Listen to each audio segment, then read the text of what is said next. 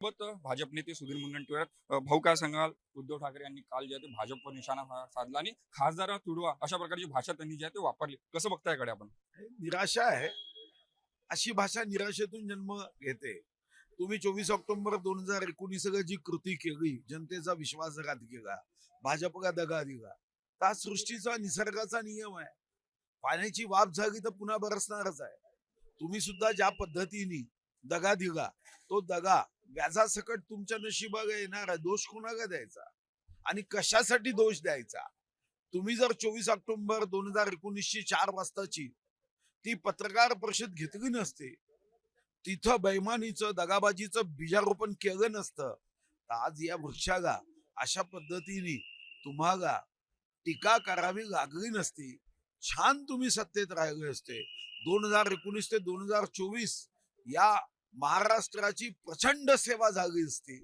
आम्ही सुद्धा महाराष्ट्राला मोठ्या प्रगतीच्या मार्गावर नेऊ शकलो असतो. महाराष्ट्राची प्रगती कोमामध्ये राहिली नसती.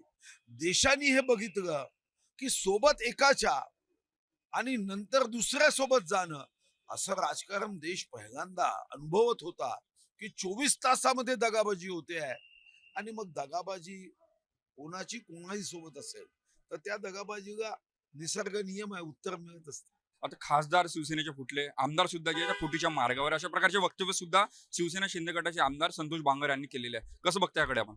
नाही, मला माहित नाही आणि काही बघायचं कारण नाही. आम्ही जनतेचे प्रश्न बघितले पाहिजे. पण मला माझी सदिच्छा आहे की आमदारांनी फुटू नये. पण आमदार नाराज आहेत अशा प्रकारची चर्चा सुद्धा आता होऊ लागलेली आहे, कारण की खासदार नाराज होता, आमदार नाराज आहे.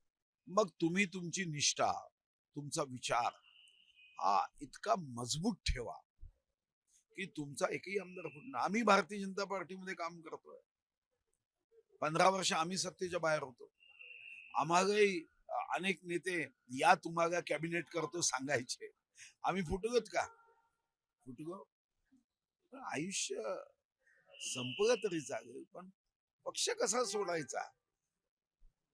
पक्ष सोडता येईल. कॅमेरामॅन मंगेश मोहिते, तेजस मोहिते, जय महाराष्ट्र न्यूज, नागपूर.